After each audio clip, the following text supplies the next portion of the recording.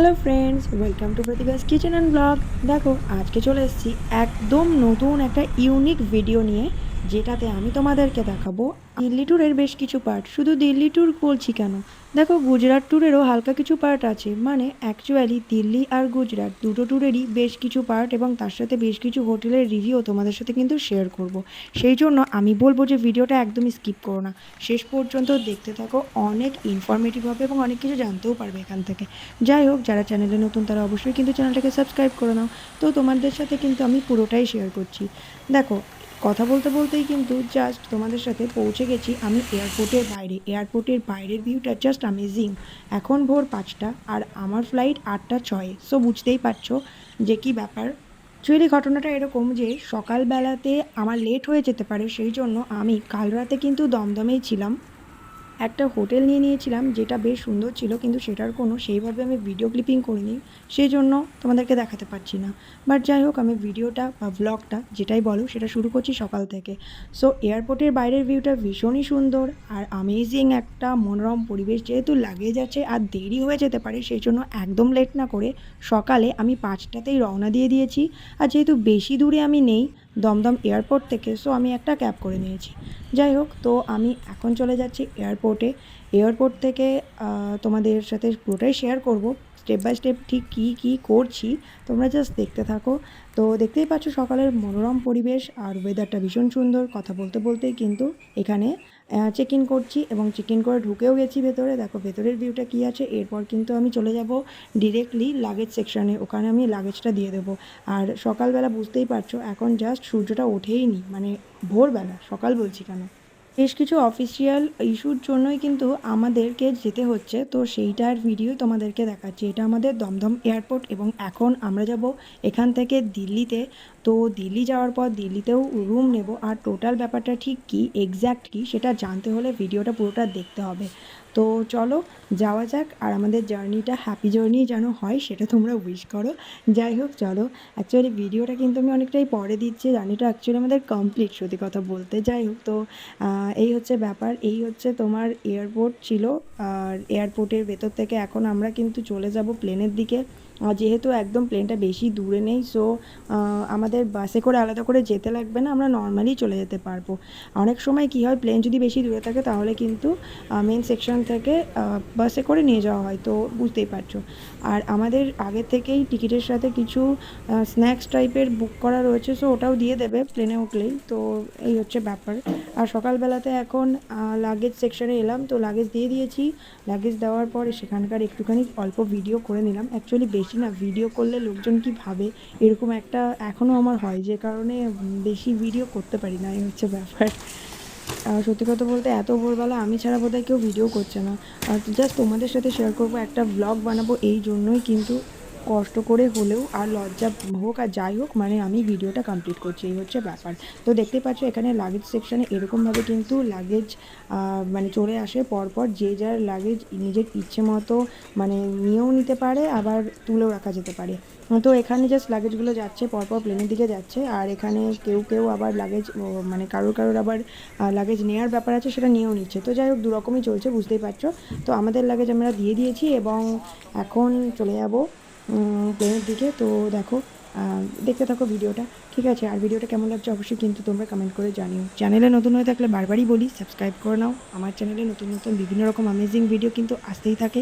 সামনেই বেশ কিছু ভিডিও মায়াপুর, গোয়া, গয়া, বিভিন্ন রকম জায়গায় আমরা গেছিলাম, তো সেই ভিডিওগুলো পরপর আমার চ্যানেলে আসবে, আমি আপলোড করে দেবো। সো তোমরা কিন্তু সেগুলো একদম পেয়ে যাবে এবং দেখতে পাবে।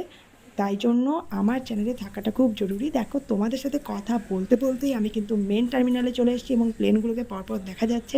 সো আমার মনে আনন্দ খুবই হচ্ছে, কারণ আমার খুব ভালো লাগে প্লেন প্লেন ব্যাপারটা। মানে আমি সবসময় আকাশের দিকে তাকিয়ে প্লেন দেখতে সত্যি কথা বলতে খুবই ভালোবাসি, একদম ছোট্টোবেলার থেকে ভালোবাসি।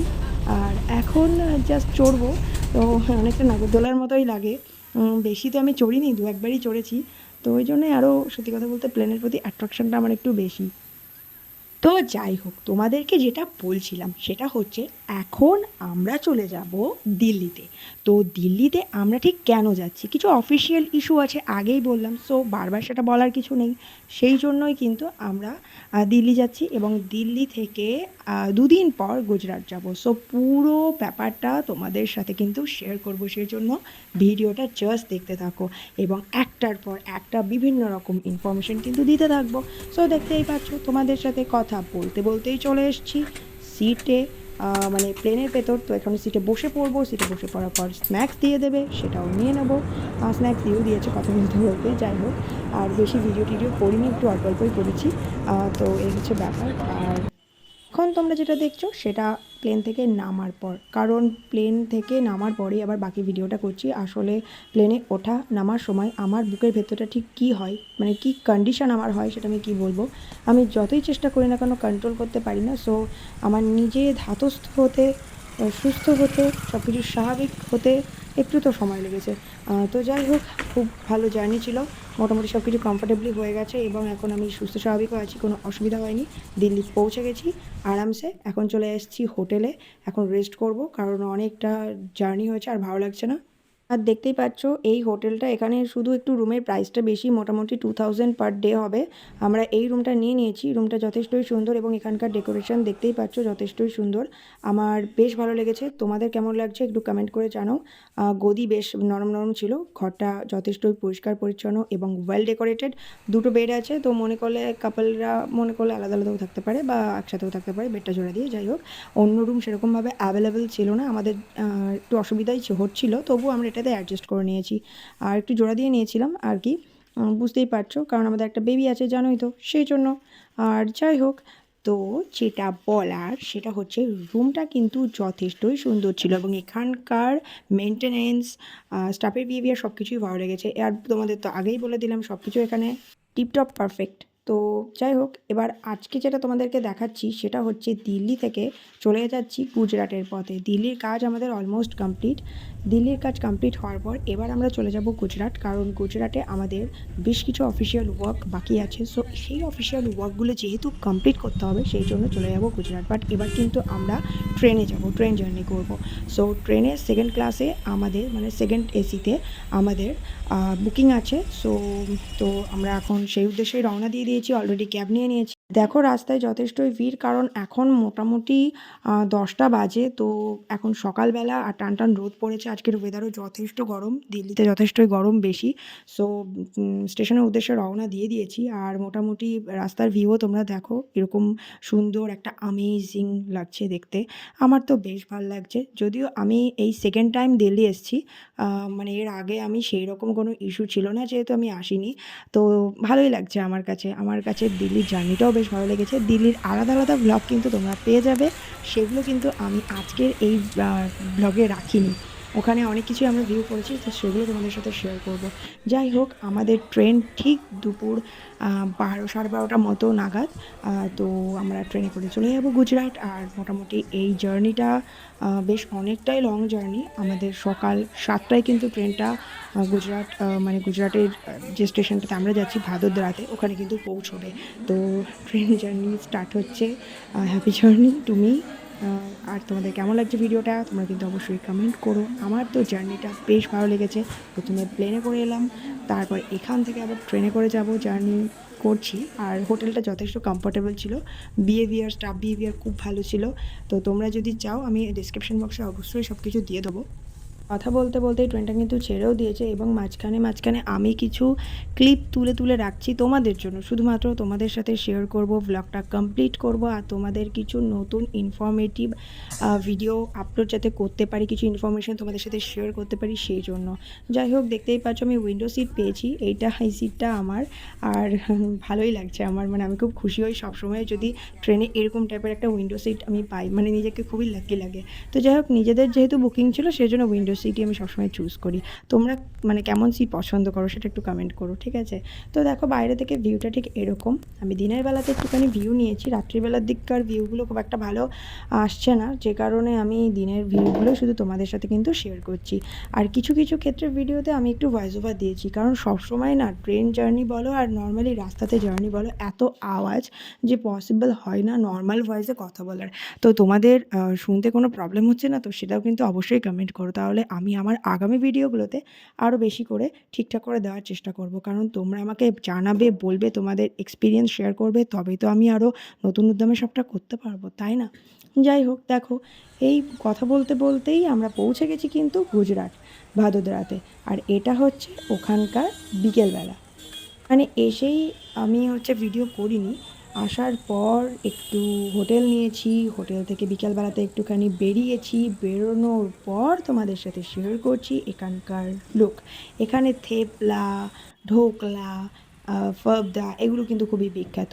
সো ওগুলো ট্রাই করতে একদম ভুলো না যদি গুজরাট আসো, অবশ্যই। আমার কিন্তু গুজরাটের মানুষজনকে বেশ লাগছে।